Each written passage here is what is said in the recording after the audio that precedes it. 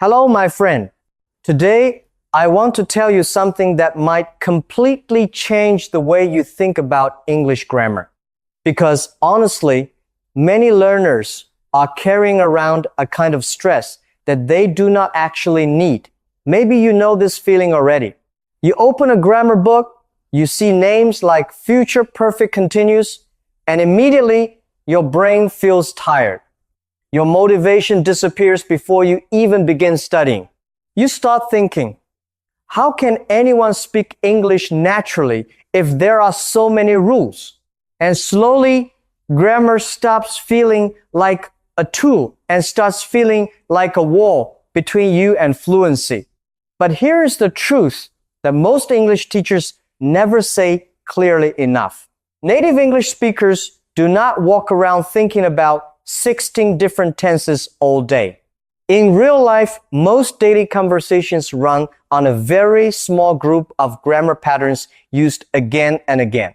Ordering food, talking about work, describing your day, telling a story, making plans, texting a friend, talking about your experiences. Most of the time, native speakers are using only 5 tenses naturally and repeatedly. Not because English is small, but because daily life repeats the same kinds of communication again and again. And honestly, I wish somebody had told me this earlier when I was learning. It would have saved me so much confusion.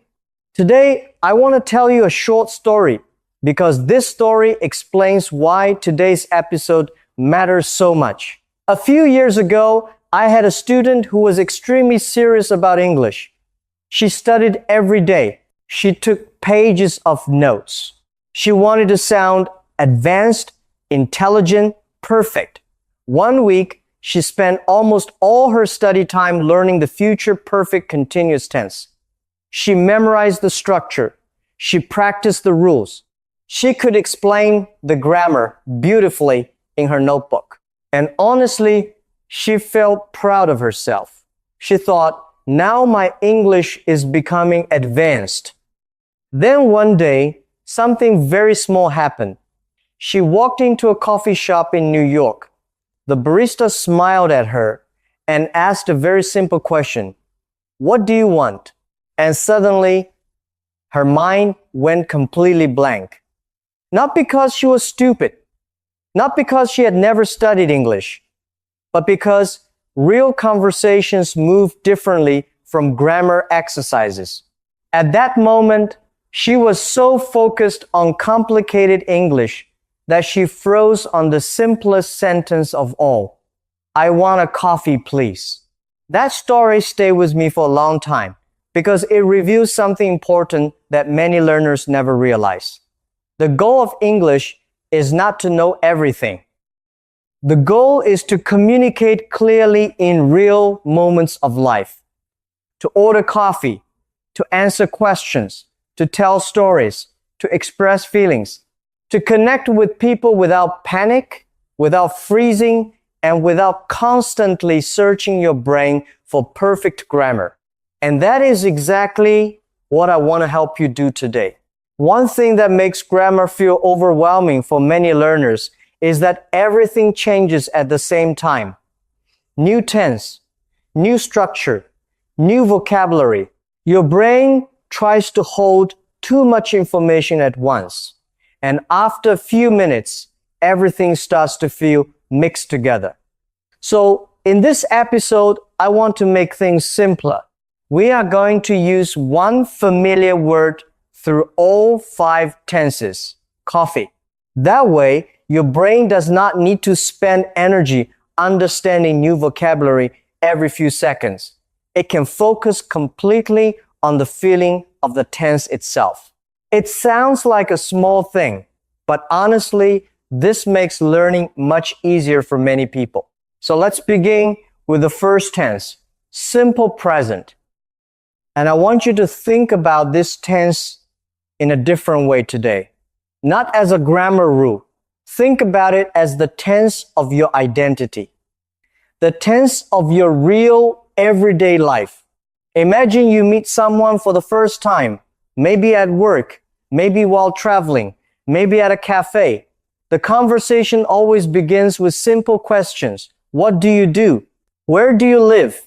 Do you like music? How do you usually spend your weekends? Notice something important here. Nobody is asking about one special moment. They are asking about your normal life, your routines, your habits, the things that are true about you again and again. And naturally, your answers use simple presents. I drink coffee every morning. I study English every day. I live in a small city. She teaches children. They work together. This is why I call the simple present the tense of identity, because it describes the version of you that exists every day, not just for one temporary moment.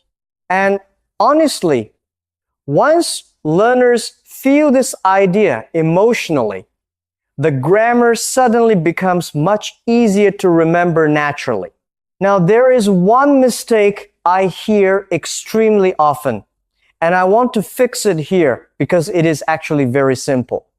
Many learners say, I am studying English, and I understand why this happens.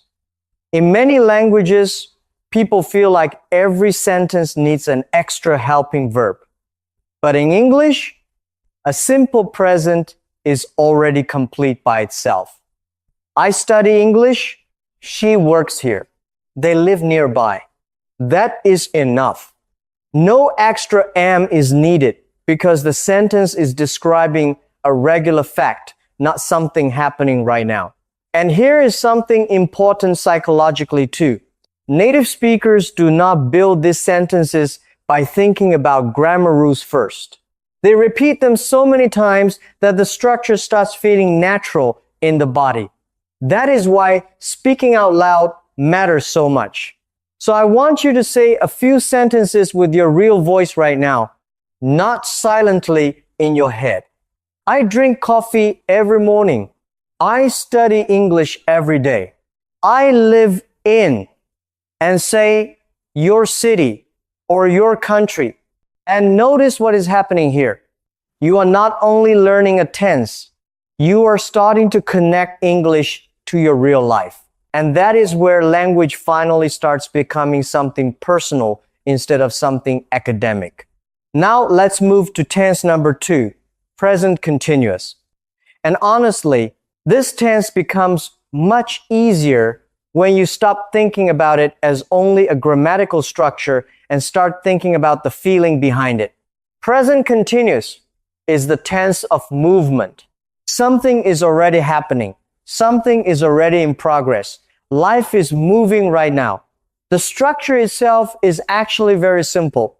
You use am, is, or are plus the verb with ing. I am drinking.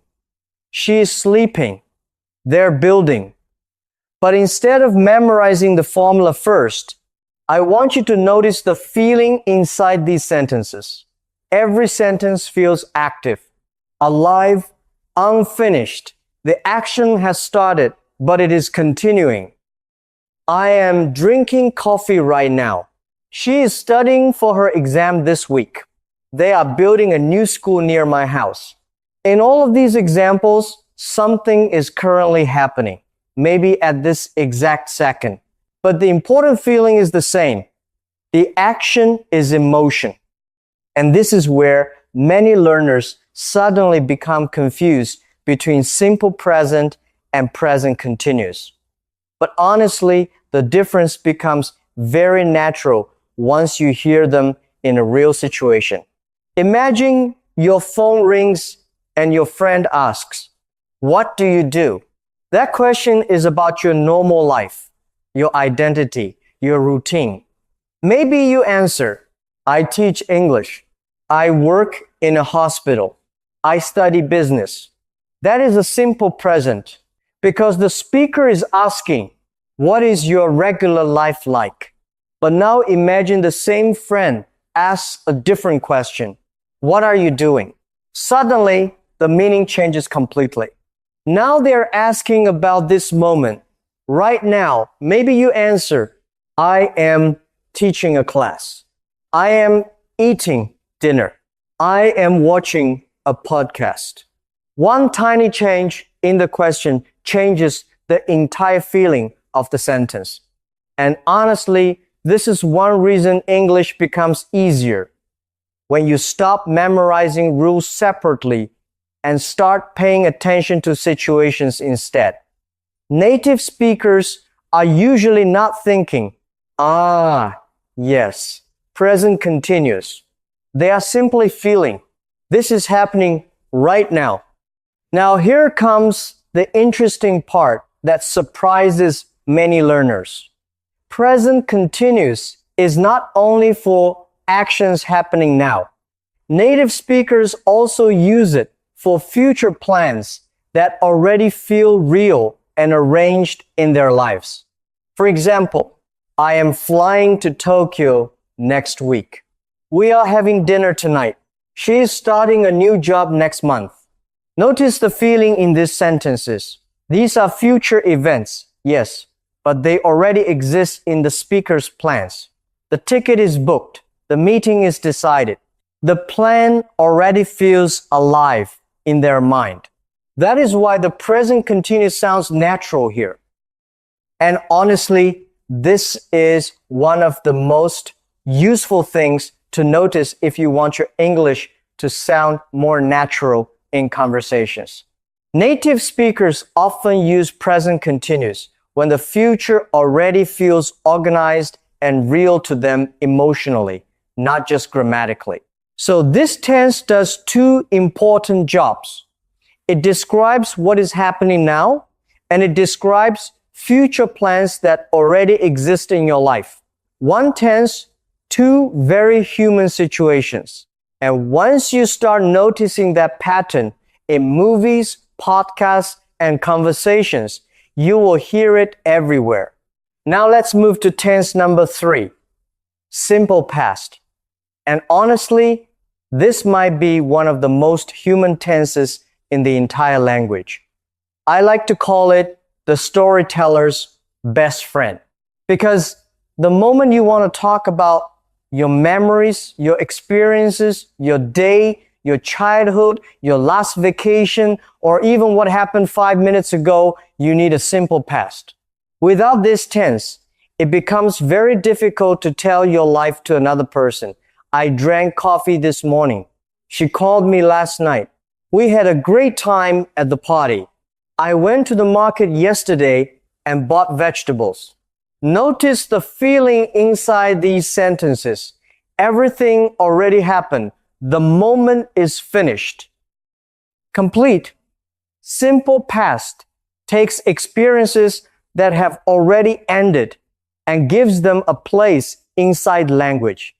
Strangely, it is the tense that allows memories to become stories. And honestly, this is why the simple past matters so much in real conversations. People naturally tell stories all the time.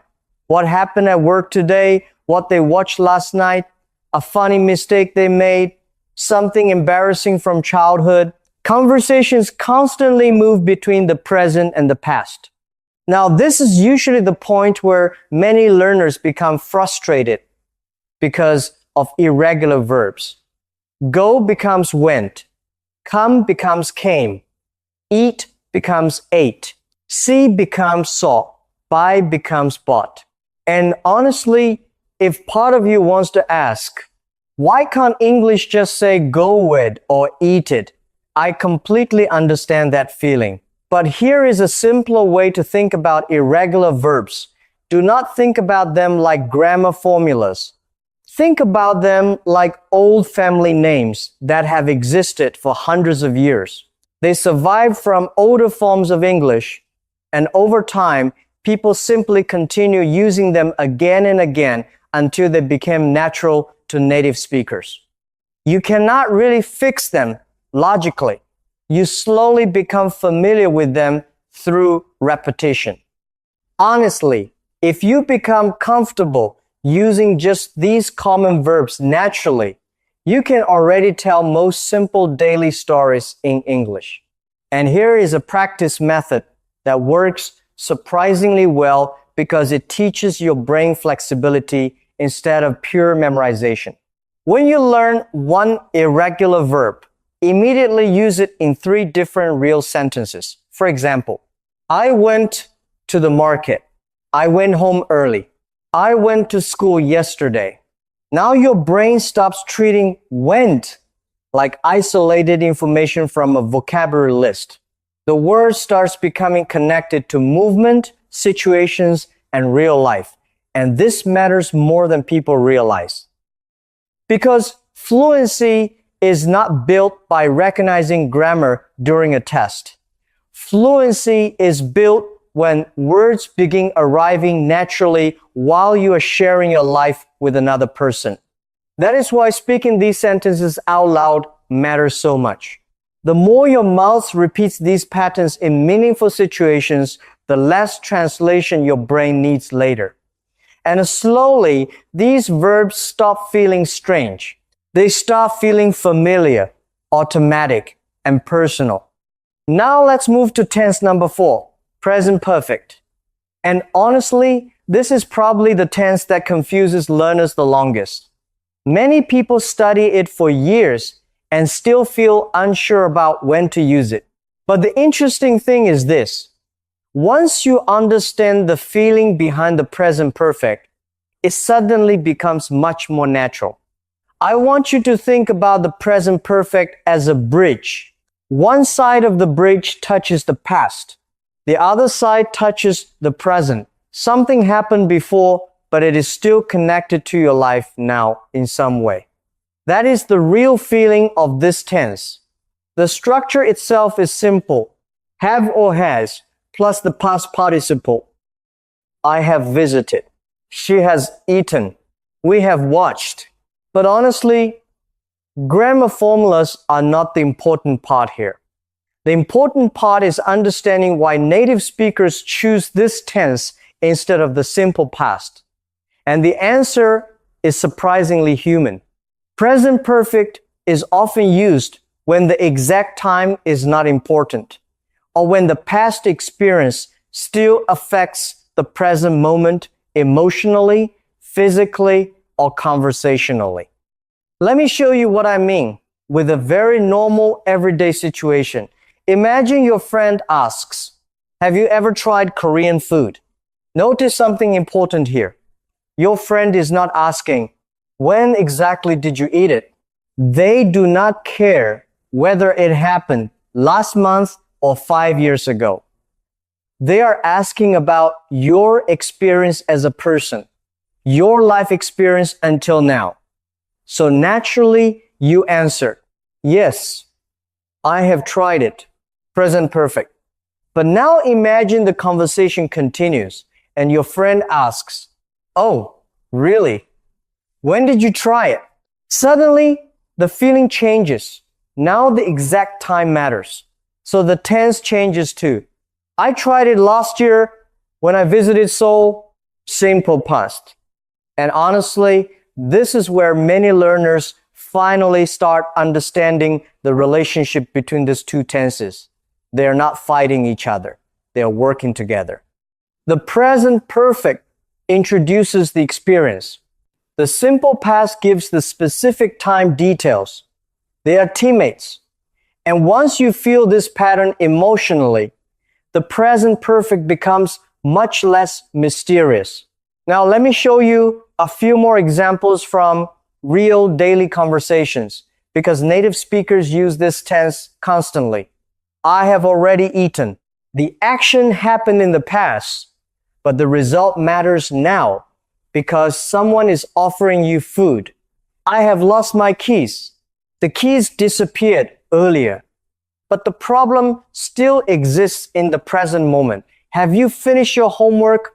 The speaker cares whether the task is complete now, not what time you finished it.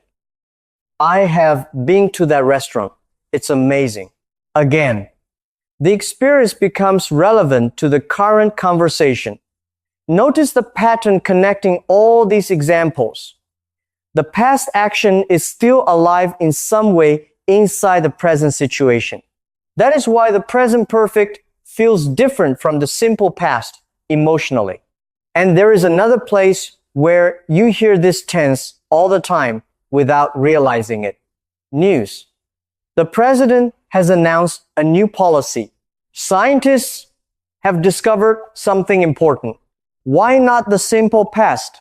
Because the information still feels fresh, still connected to now, still affecting the present world. And honestly, once your brain starts noticing this emotional pattern, instead of only memorizing rules, you begin hearing the present perfect everywhere, in movies, in interviews, in conversations, even in podcasts exactly like this one. Now let's move to the fifth and final tense, simple future with will.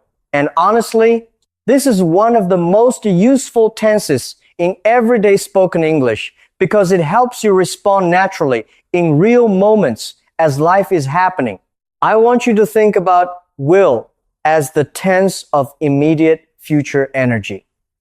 Something has not happened yet, but your mind is deciding, predicting, or promising something right now as you speak. For example, I will call you later. It will rain tomorrow. Don't worry. I will help you. I will have the coffee, please. All of these sentences feel direct, simple, and immediate. And there is a reason for that.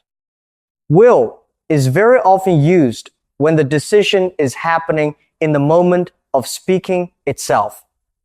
Imagine your friend suddenly says, I have too many bags, and immediately you answer, I will help you. You did not plan this yesterday. You did not schedule it last week. The decision was born at that exact moment. That spontaneous reaction is one of the most important feelings behind will. And honestly, this is where English starts sounding much more natural when learners understand the emotional difference between future tenses instead of only memorizing grammar rules. Now compare these two sentences carefully. I will meet you tomorrow. I am meeting you tomorrow. Both are the future. Both are correct, but they feel very different. I am meeting my friend tomorrow sounds organized, planned, arranged already. Maybe the meeting is already written in the calendar. The place is chosen. The time is confirmed. The future event already feels real inside your life. That is why the present continuous sounds natural there. But now imagine somebody suddenly asks, can anyone help me move these boxes? And you immediately respond, I will help. That decision did not exist 30 seconds ago. It appeared naturally in the conversation itself. That is exactly the kind of moment where native speakers use will. And honestly, many learners use will for almost every future sentence. And that is okay. People will absolutely understand you. Communication still works. But once you begin feeling the difference between a planned future and a spontaneous future, your English starts sounding more alive, more human, more connected to the real emotional rhythm of conversation. Because fluent English is not only about correct grammar, it is also about choosing the tense that matches the feeling of the moment. Now I want to bring all 5 tenses together as simply and memorably as possible. Same word, same topic. 5 completely different moments in time.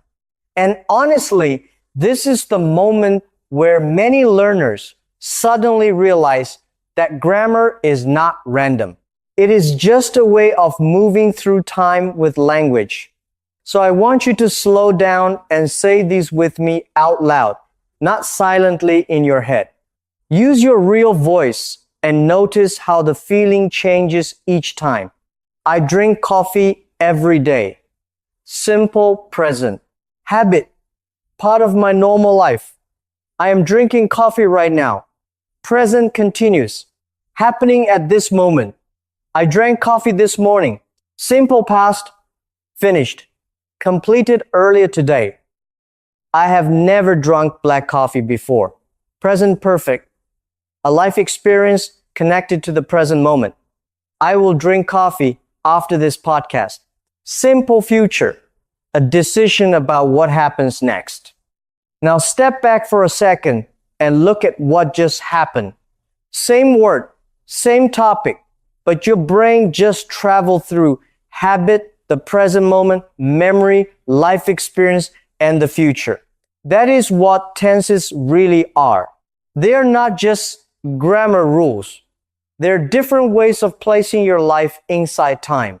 And honestly, this is why grammar starts feeling much easier once you stop studying isolated formulas and start connecting tenses to real situations you can imagine emotionally.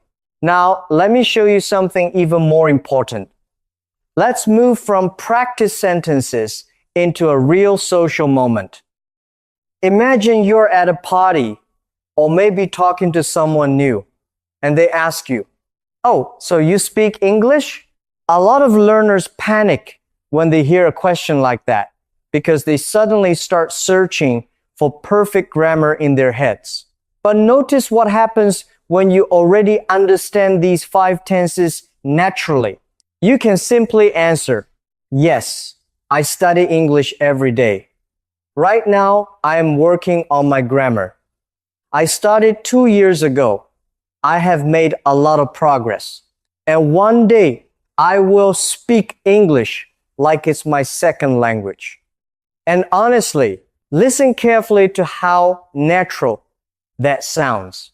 5 tenses are working together inside one completely normal conversation, not because the speaker is trying to sound advanced, not because they memorize complicated grammar formulas, but because they are talking naturally about their real life across different moments in time. That is the goal of grammar in real English. Not perfection, not impressing people. The goal is to be able to describe your life clearly, confidently, and naturally when real moments happen. Before we finish, I want to leave you with a few phrases that native speakers use all the time in real conversations, not textbook phrases. Real phrases that make English sound more natural, relaxed, and alive the moment you start using them. One phrase I personally love is go-to. Your go-to thing is your first choice, the thing you naturally return to again and again because it feels reliable or comfortable. For example, coffee is my go-to drink in the morning, or music is my go-to way to relax after work. And honestly, this phrase appears everywhere in spoken English because people naturally talk about habits and preferences all the time. Another phrase you heard earlier is in progress. Something has started, but it is still developing, still unfinished. The building is still in progress. My English is still in progress. And I really like that second sentence emotionally because it reminds people of something important. Fluency is not a final moment where suddenly everything becomes perfect forever. Language grows slowly, a little today, a little tomorrow. Your English does not need to be finished to be real. You also heard the phrase, a bridge between. And honestly, this is one of the most useful ways to describe connection and transition in English. Present perfect is a bridge between the past and the present. Or that experience became a bridge between my old life and my new one. Notice how emotional that second sentence feels compared to a normal grammar example. Native speakers often use language like this to connect ideas, emotions, and life changes together more naturally. Now let's talk about the word spontaneous. This describes something unplanned, something that happens naturally in the moment without preparation. Maybe your friend suddenly says, "Let's drive to the beach right now." And instead of planning for 3 days, you just smile and say yes. That is a spontaneous decision. And honestly, this is also why will feels so natural for quick future reactions. I'll help you. I'll call you later. I'll get the coffee. The decision appears while speaking. And finally, there is one phrase I think every English learner needs emotionally. Go through. To go through something means to experience it, especially something difficult, uncomfortable, or challenging. I went through a lot of mistakes before I became more confident. Every English learner goes through frustrating stages. And honestly, that last sentence matters because many people think they're failing when speaking feels slow, awkward, or uncomfortable. But almost every fluent speaker you admire went through that same stage at some point. The difference is not that they avoided discomfort. The difference is that they kept speaking while going through it. Before we finish, I want to tell you something honestly, because I think many English learners need to hear it. A lot of people spend years feeling overwhelmed by grammar. They jump from one tense to another, trying to learn every complicated structure perfectly before they allow themselves to speak naturally. And somewhere along the way, English starts feeling less like communication and more like an endless exam. But the truth is much simpler than most people realize. In real daily life, native speakers repeat the same core structures again and again. And honestly, there is something deeply freeing about realizing you do not need to master every advanced grammar structure before your English becomes real. You do not need perfect English to connect with people. You need usable English, living English, English that can move with your life naturally. Because language is not really about showing how much grammar you know. It is about being able to express yourself when moments happen. And that is why I want you to do something small before this episode ends. I want you to say one sentence about your own life out loud right now using one of these 5 tenses. Maybe, I study English because I want a better future. Or, I have always wanted to travel. Or, I will keep practicing every day. Simple sentences. Real meaning. Your real voice. And if the sentence is imperfect, say it anyway. Because honestly, mistakes are not the thing keeping most people silent. Fear is. Overthinking is. Waiting for perfection is. Every sentence you say out loud trains something deeper than grammar. It trains confidence. It trains familiarity. It trains your brain to stop treating English like danger.